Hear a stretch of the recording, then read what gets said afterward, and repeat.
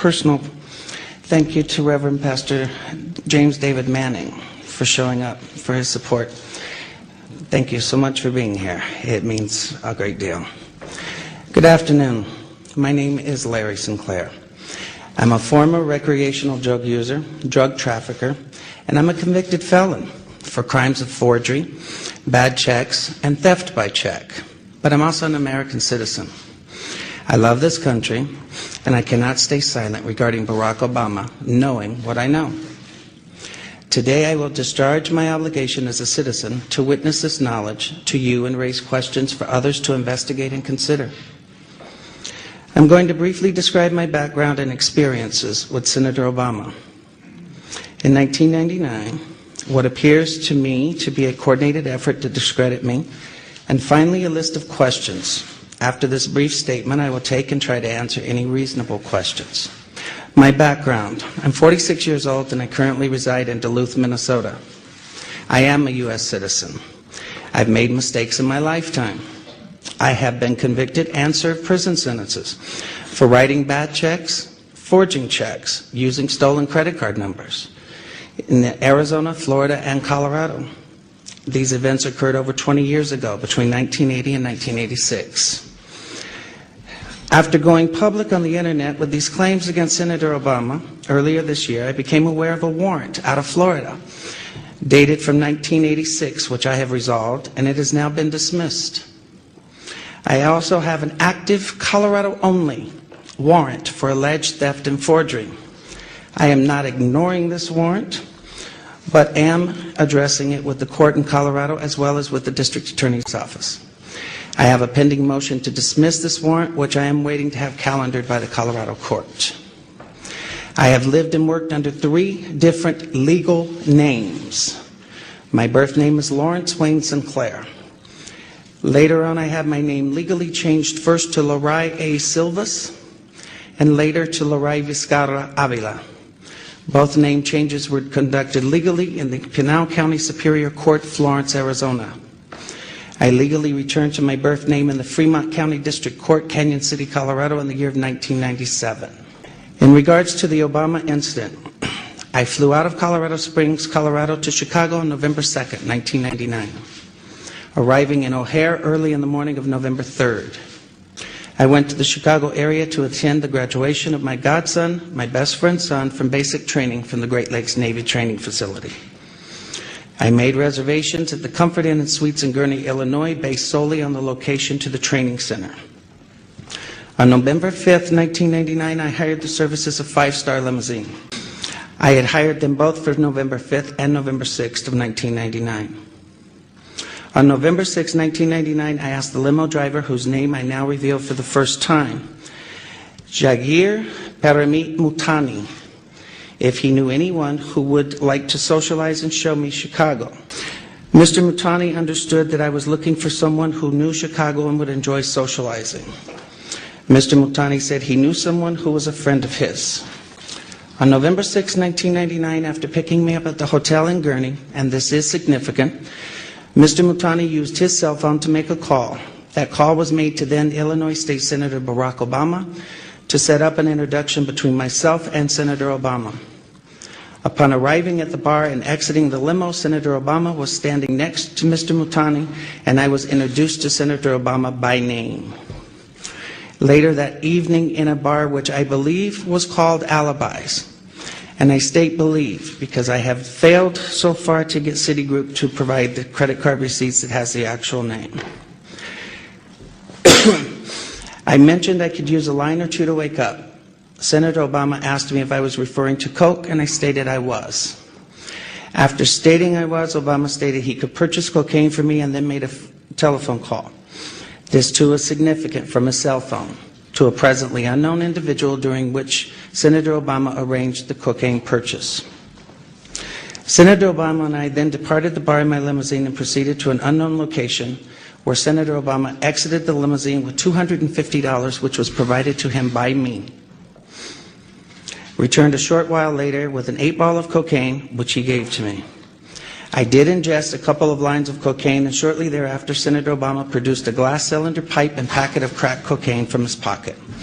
Obama then smoked the crack cocaine. I performed fellatio on Senator Obama in the limousine during the time Senator Obama was smoking crack cocaine, after which I had the driver take me to my hotel, the Comfort Suites, Gurnee, Illinois. The following day, November 7th, 1999, Senator Obama appeared at my hotel room, unannounced, uninvited, where we again ingested cocaine and I again performed fellatio on Senator Obama. Significantly, both the driver's telephone call to Senator Obama and his call to the drug dealer should appear on the driver's and Senator Obama's cell phone billing statements.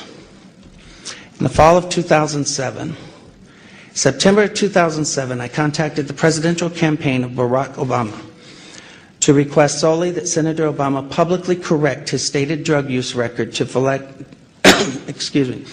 reflect his use of crack cocaine with me in November of 1999. When I made the first contact, I left with the presidential campaign of Senator Obama a telephone number for the campaign to return my call. The first number I provided was a Texas cell phone number. From the period of Labor Day weekend 2007 through November 18th of 2007, I did provide a total of 4 different callback numbers to the Obama campaign. As I had moved and I had changed the numbers to reflect locally my place of residence at the time. In late September to early October 2007, I received a call from a male who identified himself as a Mr. Young, stating he was calling in regards to calls I had made to the Obama campaign. The first call was in fact an attempt by Mr. Young to obtain from me the identities of anyone I had contacted concerning my 1999 allegations against Senator Obama. The first call shocked me in that this Mr. Young asked me why I had not asked Senator Obama to disclose the sexual encounters I had with Mr. Obama in 1999. I was shocked as I had never mentioned to the campaign or anyone working for the campaign any sexual encounters, as my call was prompted by drug allegations only. The call ended with Mr. Young stating I would hear from someone in a few days. In mid to late October 2007, I received a second call from this Mr. Young, at which time I clearly became aware that this individual was personally involved with Senator Obama rather than just an employee of his campaign. The tone of the conversation had a sexual nature. Mr. Young did not once advise me how he obtained my phone number, which by this time had now changed to a Delaware number. In late October 2007, I received a text message from the gentleman identified as Mr. Young, in which he stated he was intimately involved with Senator Obama and that Obama was discussing with him and his pastor how to publicly acknowledge Senator Obama's drug use in 1999, and that Obama wanted to be sure I had not discussed the sexual encounters or drug incidents with any media at that time. In mid to late November 2007, in another text message from Mr. Young, he advised me that Senator Obama will publicly correct his statement as to the last time he used drugs, and I did not need to concern myself with publicly disclosing it myself. The last contact I had with Mr. Young was in early December 2007, when he made it clear to me that Senator Obama had no intentions of publicly acknowledging his 1999 use of crack cocaine, and that Mr. Young was in fact doing nothing more than milking information from me for Senator Obama's use. I later learned that A. Donald Young, the choir director of Reverend Wright's Trinity United Church of Christ, Obama's now former church, and who was openly homosexual, learned that he was murdered on December 23rd of 2007. I have cooperated with the Chicago Police Department in this matter by providing them the telephone numbers I was using during the fall of 2007. And I release them now publicly in the hope that someone may be able to connect the dots between these telephone numbers and Mr. Young. Those numbers are 956-758-1105, 956-758-1885, 956-758-8002, 302-685-7175, 612-466-1043. In what I now realize was a naive and uncounseled decision, I posted in January 2008 a video on YouTube where I related the above information regarding my liaisons with Senator Obama in 1999. The response was overwhelming, and I quickly became the recipient of what in hindsight appears to have been a coordinated attack on my character, with ever-increasing falsehoods circulating on the internet. In response, I agreed to take a polygraph test sponsored by WhiteHouse.com. The results of that test have been partially revealed to the end of labeling me a liar and taken as gospel by all. I'd like to make the following comments about that polygraph test. First, I have been subsequently advised that WhiteHouse.com was a website dedicated to anti-Clinton pornography until earlier this year. In fact, until January of 2008 to be exact. Second, I have now come to understand that lie detectors are junk science at best, which is why courts of law refuse to use them. Third, a review of the results by a George W. Matchik, PhD of antipolygraph.org, raises serious questions about the legitimacy of this particular examination. Indeed, overlooked by almost everyone is that WhiteHouse.com's own examiner, Dr. Gordon Barlin, Salt Lake City, Utah, observed that on the drug question regarding Senator Obama, that the computerized score found that there was less than 1% probability of deception by me. That's about as high a passing score as one could possibly obtain. Finally, in February 2008, I was told anonymously that Dan Parisi of WhiteHouse.com received $750,000 from the Obama campaign through David Axelrod's AKP Media and Message One, or Message and Media, I think, to organize an effort to publicly discredit me. When I confronted Dan Parisi with this allegation, he did not deny it, but instead withdrew the second exonerating polygraph report of Dr. Gordon Barlin, failed to post the video of my polygraph as he and WhiteHouse.com promised they would do, and even removed posts from their website altogether, claiming that I had had enough of the attacks by Sinclair's supporters and Sinclair himself, quote unquote. The polygraph results, as misrepresented, were immediately seized upon by the blogger community, and I became the subject of vicious lies about me. I was forced to file a lawsuit in an attempt to stop those lies about me that had been circulating. That lawsuit sought to obtain the proof of what I was saying about my contact with Senator Obama through subpoenas for the identities of the anonymous bloggers, so they could be linked to the Obama campaign and relevant records of the cell phone companies to prove the truth of my allegations. To date, though the lawsuit is now over 90 days old, Judge Henry Kennedy has refused to permit the suit to move forward so this evidence may be obtained. In conclusion, in sum, you can discredit my story, and then you can make your decision on who should be next President of the United States. The burden is now off of me, as I have told my story without the distortions that have been intentionally heaped on me, and what my lawyer tells me is an ad hominem attack.